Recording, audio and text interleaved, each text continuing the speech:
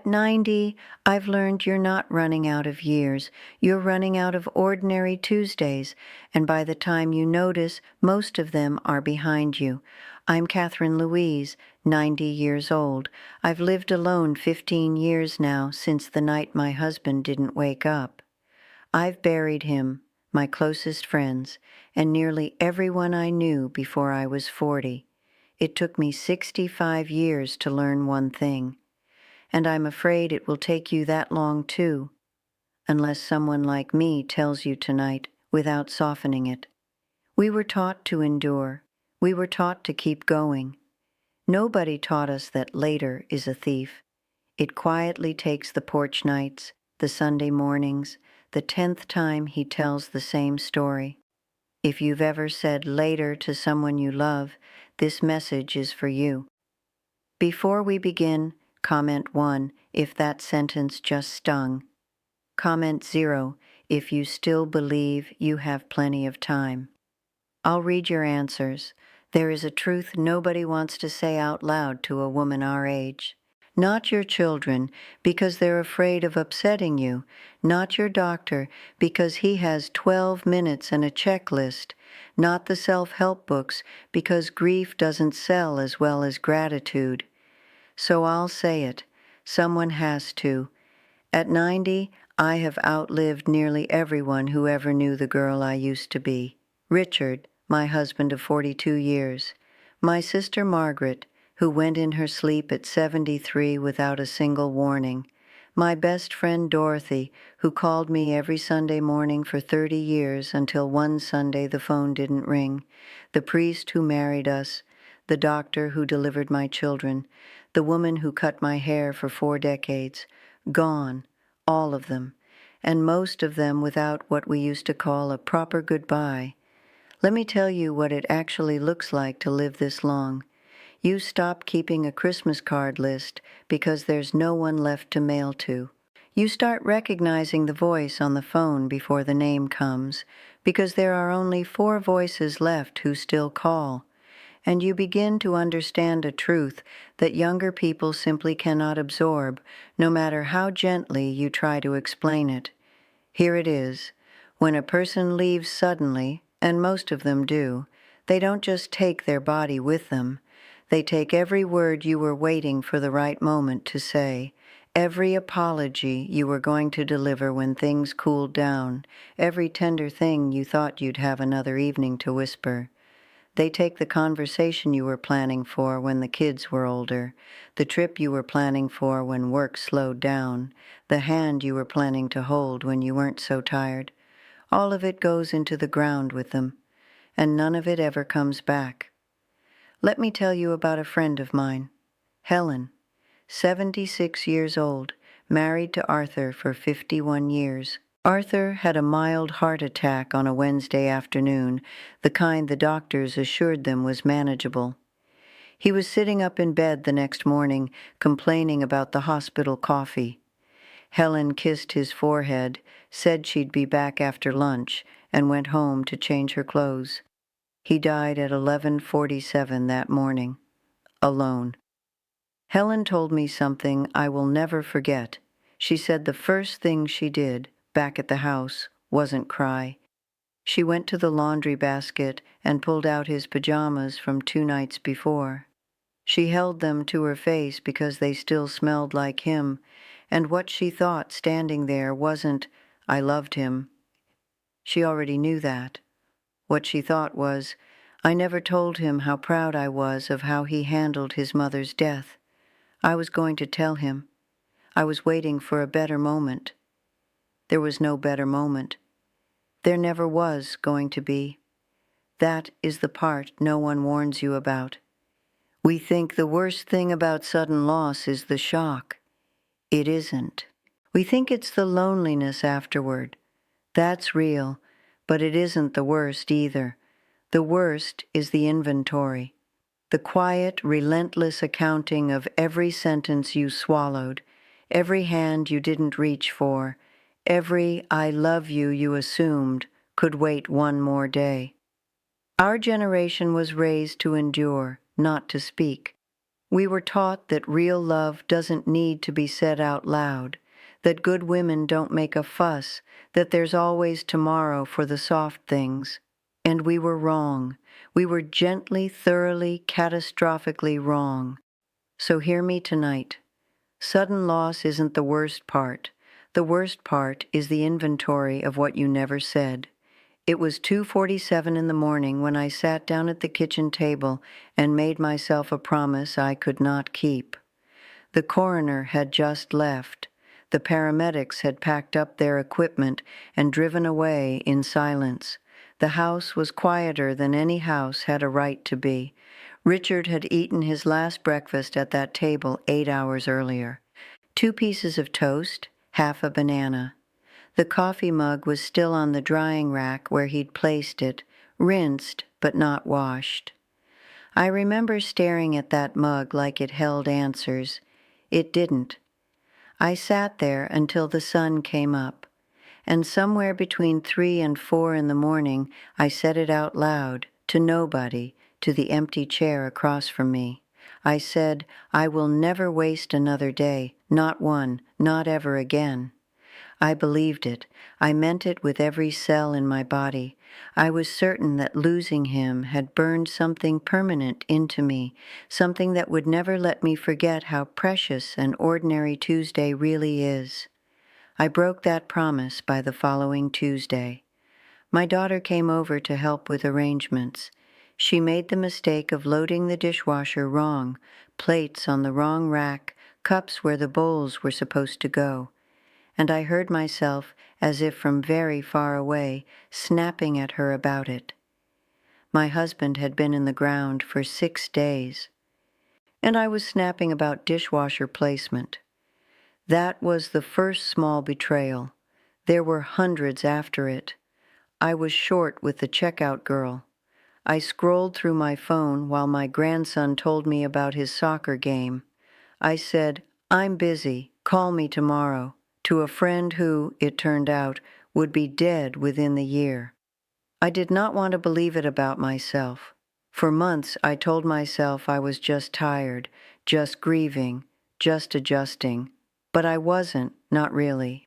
I was doing something much worse. I was forgetting. This is the part I want you to hear carefully, because it is the part I wish someone had told me at 50, at 60, at 70. I used to believe that grief would keep me awake to what matters. I thought the pain itself was the teacher, that once you have lost someone, you never fall back asleep.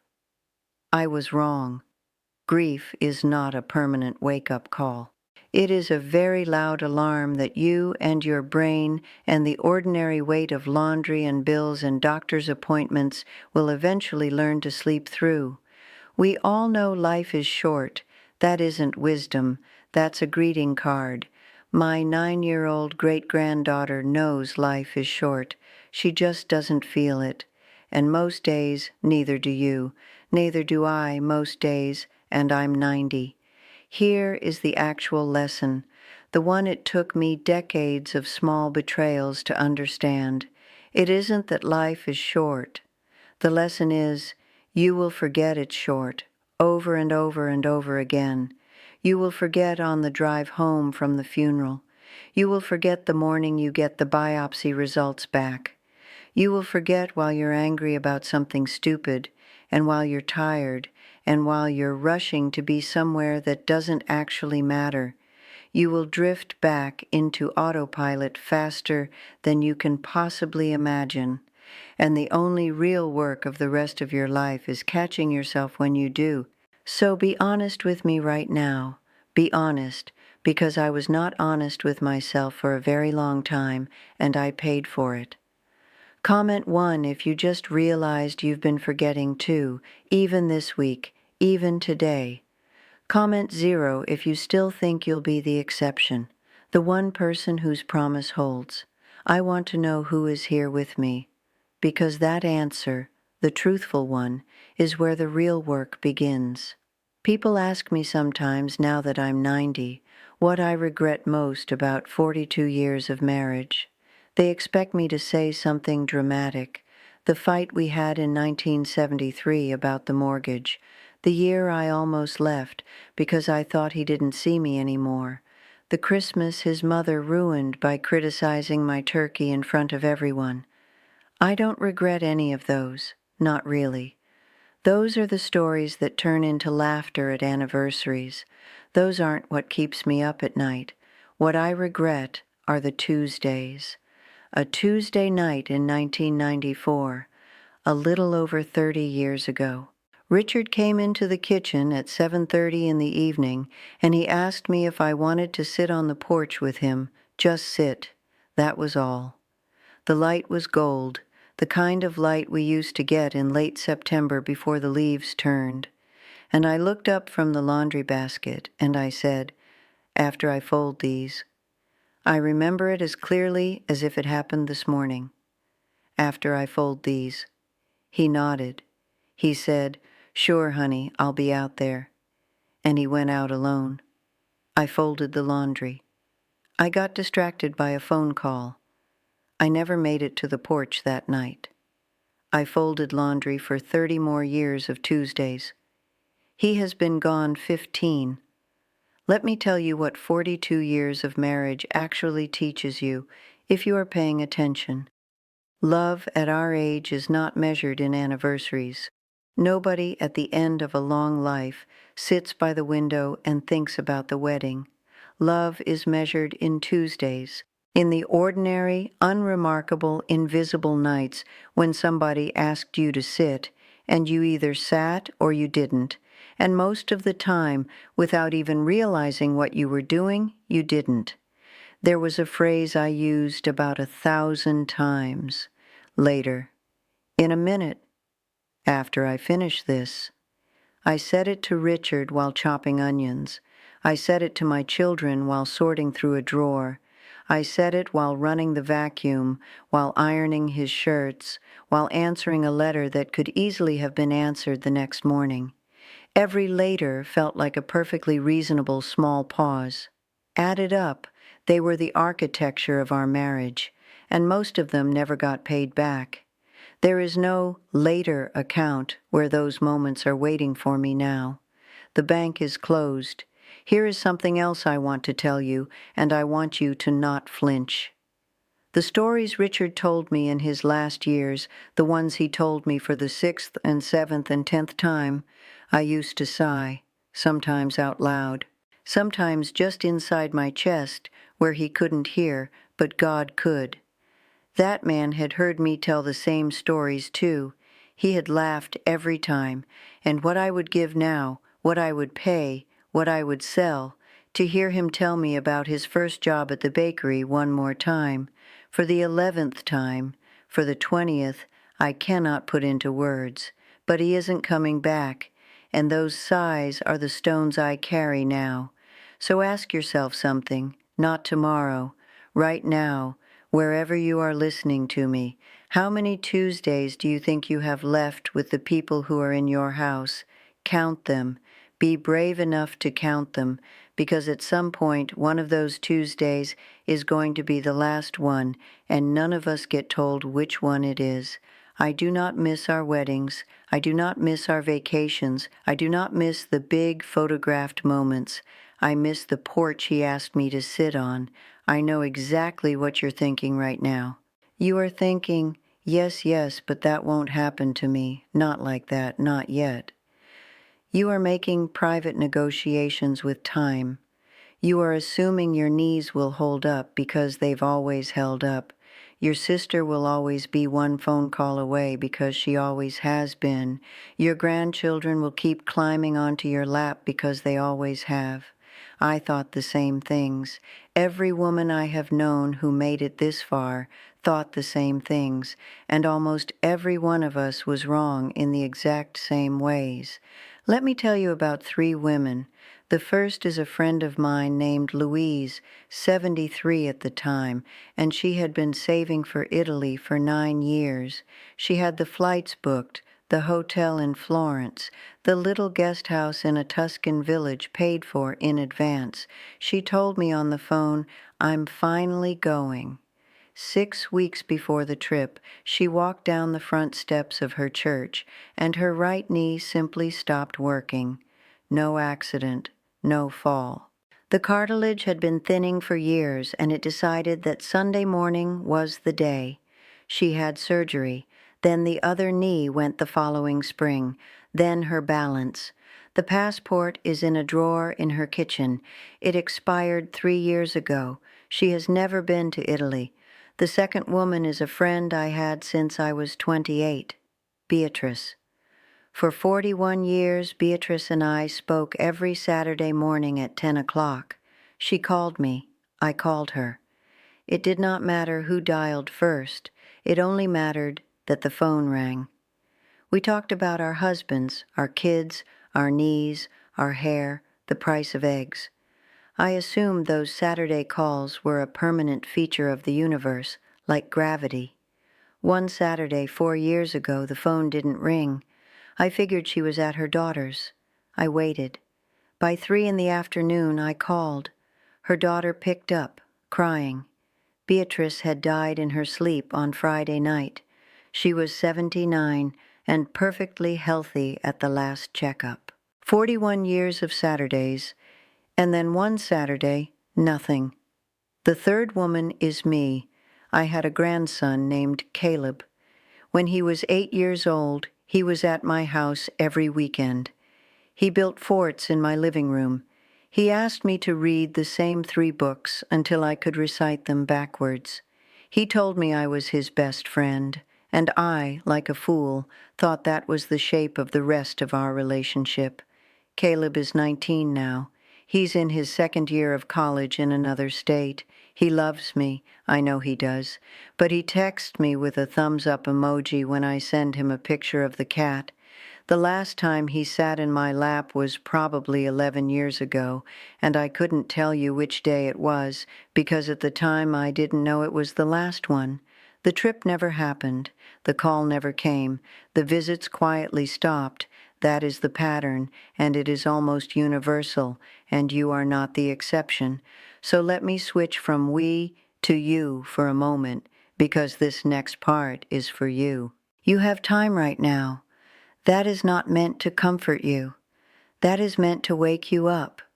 Most people do not know they were in the good years until they aren't in them anymore. The good years don't announce themselves. They don't come with a label. They feel ordinary and slightly exhausting, and like they'll last forever, right up until the moment they end. You are not running out of time. You are running out of the version of time that still has the people you love in it. Those are 2 completely different things. And nobody, not your children, not your doctor, not the calendar on your wall, is going to tell you which version you are in right now. Only you can notice, and only before it's too late. So what do we do with all of this? Let me tell you what I've learned, and I'll make it plain, because I'm too old for anything that isn't. You will not become a perfect woman from this message. You will not suddenly stop forgetting, stop rushing, stop saying later. Neither did I. What I learned, and it took decades to learn it, is that the work is not to live perfectly for the rest of your life. That is impossible. The work, the real work, the only work that matters at our age, is to remember and to return. Think about what actually stays with you at the end. I'll tell you what stays with me. Not the wedding, not the anniversary trips, not even the hospital photographs of my children being born. What stays with me is a Sunday morning in 1987 when my kitchen smelled like yeast and I was kneading bread with my daughter at the counter and nobody was checking the clock and the radio was on low and the sun was coming through the little window over the sink. That morning is more real to me right now than the last 10 years of my life. What stays is a walk I took with my youngest in the spring of 2008.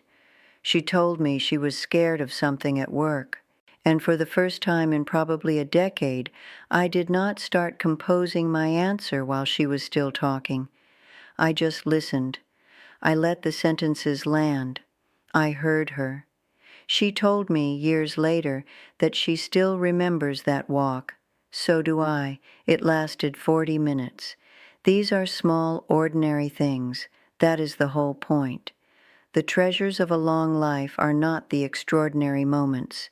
They are the ordinary moments in which you were fully present. That is the only real currency, and most of us spend 60 or 70 years not knowing we are holding it. So here is what I'm asking you to do, if you can bear an old woman asking you something. Do not try to be perfect. Do not make a long list of promises you will break before the weekend. Just do this one thing. When you notice you've drifted, drift back. When you find yourself scrolling while somebody is telling you something that matters, put the phone down. When you catch yourself saying later to the person across the table, try saying, actually, yes, now. When you realize you've been on autopilot for 3 days or 3 weeks, stop. Look up. Notice who is in the room, and return. Drift into busyness. Return. Drift into autopilot. Return. Drift into later. Return. That is the only discipline worth learning at our age. Not perfection, just the returning. Over and over for the rest of the time you have. That is the lesson it took me 65 years to learn. And I am telling it to you tonight, so you do not have to lose what I lost to learn it. If this reached you, leave a like. Sit with me again by subscribing. I'll be here next Sunday. And before you go, comment 1 if you will start returning today to one ordinary moment, to one person in your house, to one conversation you've been half hearing. Comment 0 if you still want to wait. I will read every one.